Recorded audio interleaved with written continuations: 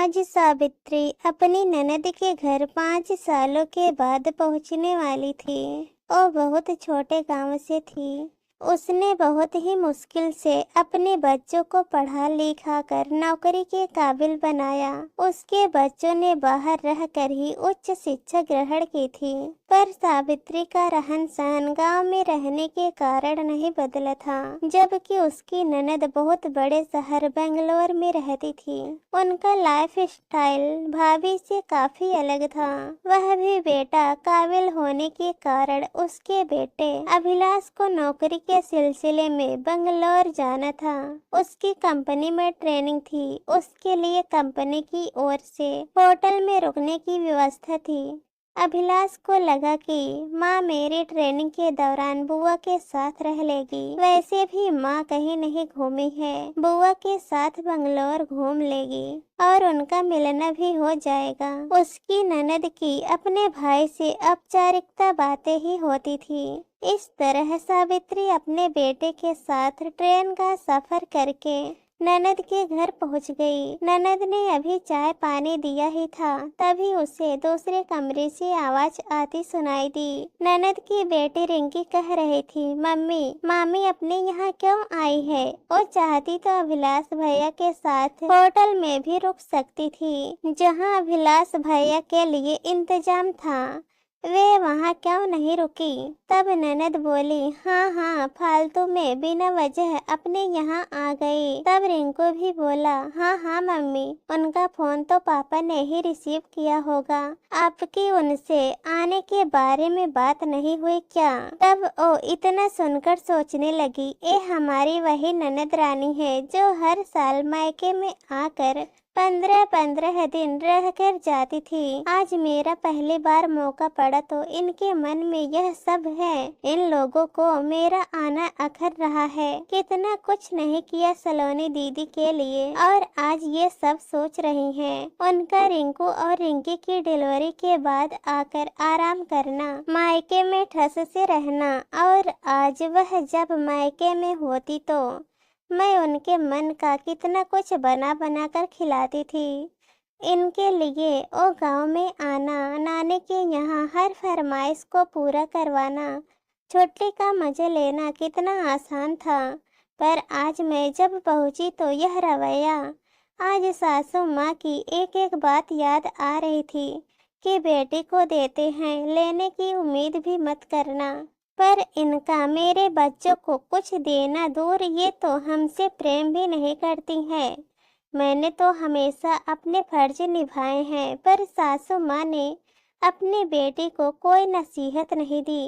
प्रेम और विश्वास से ही आपसी रिश्ता चलता है। पर वो समझ चुकी थी। इतना सुनते ही वह बैठक में बैठ गई। तभी नंदोई जी ने हॉल में आकर कहा, अरे भाभी, आप यहाँ कुछ चाहिए हो तो सलोनी को कह देना। जैसे तैसे रात का समय हुआ। खाना पीना के बाद सब सोने की तैयारी कर रहे थे। तभी सलोनी दीदी ने नंदोई जी से कहा, सुनिए जी, आपको एक बात बता दूं, कल मेरी किट्टी है। आप भाभी को उसी होटल में छोड़ आना जहां विलास रुका है। मैं नहीं चाहती कि वो भाभी अकेली हमारे घर में रहे। तब बेटा रिंकू बोला, मम्मी मामी तो गाँव की है, उन्हें शहरी तौर तरीके नहीं आते हैं, इसलिए किचन में मत जाने देना। पता चले उन्हें कुछ यूज करना न आए और नुकसान कर दे। तभी रिंकी भी बोली, हाँ भैया, मामी खाना बनाए तो कहीं अधिक अच्छा खाना बनाने के चक्कर में अधिक तेल मसाले न डाल दे।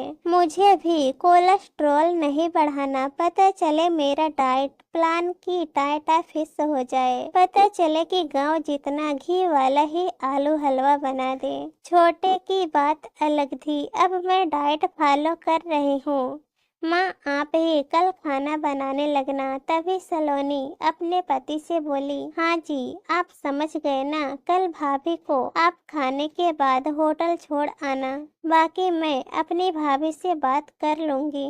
अब तो इतना सुनने के बाद सावित्री को चैन नहीं पड़ रही थी।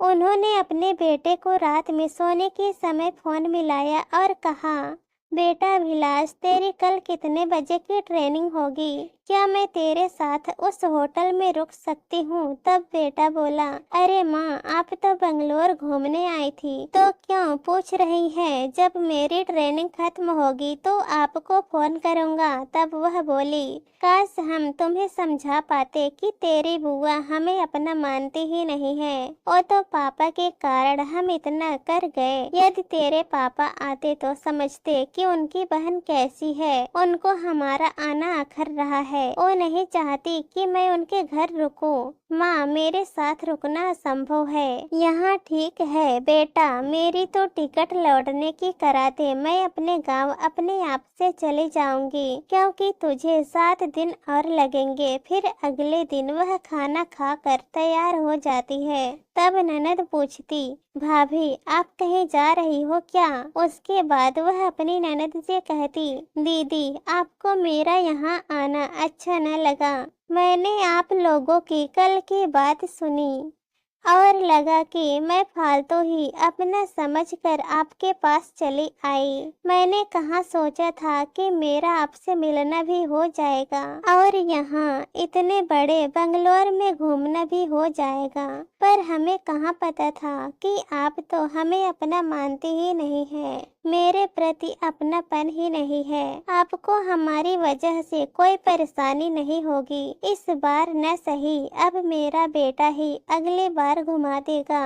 और तो आप लोग कहती थी कि मेरा बंगलोर ऐसा है वैसा है। बस बंगलोर घूमने की हसरत मन में हो गई, इसलिए सोचा आप लोग मेरे अपने हैं, आपके साथ घूम लूंगी। पर मेरे समझने में ही मेरी ही गलती हो गई। आप दिल से बहुत छोटी रह गई। काश पहले और तेरे भैया तुझे समझ पाते तो वो मुझे कभी न भेजते। आज समझ आ गया कि हम लोग गांव से हैं, पर बेटे को पेट काट काट कर बड़े लोगों के साथ उठने बैठने लायक बना दिया है। वो भी हमें एक दिन घुमा ही देगा। मेरी शाम के लौटने की ट्रेन है। अब आप हमसे भी आगे की कोई उम्मीद मत रखना। जब तक सासू माँ थी तब तक आपने मायके में खूब अधिकार जताया, और अब करने की बारी आई तो हम पराए हो गए। इतना ही कहना सुनकर सलोनी दीदी बोलने लगी, भाभी आप कैसी बातें कर रही हैं? वो तो हमारी किट्टी बड़ी होटल में थी, तो आप वहाँ क्या करती? आपने कभी किट्टी खेली तो है नहीं, और तो और घर में अकेली बोर हो जाती। तब वह बोली, दीदी जहाँ अपनापन होता तो परायापन नहीं लगता।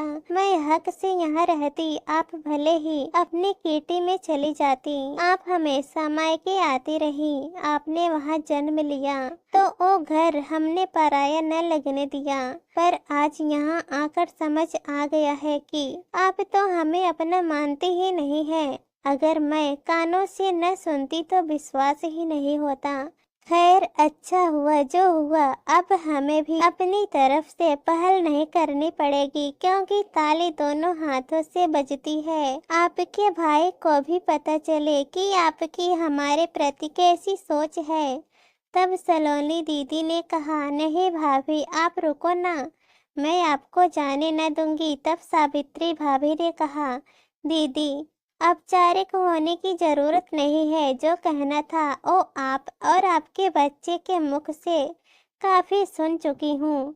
आखिर आपकी हिम्मत कैसे हुई जीजा जी से कहने की, मुझे अभिलाष के साथ होटल भेज देने की? मैं सब सुन चुकी हूँ, अब हमसे रुका न जाएगा। दीदी माना कि आपके पास पैसा बहुत है, पर दिल बहुत छोटा है। देखना पैसा ही हर समय काम नहीं आता। एक दिन देखना आपको रिश्तों की भी कद्र होगी।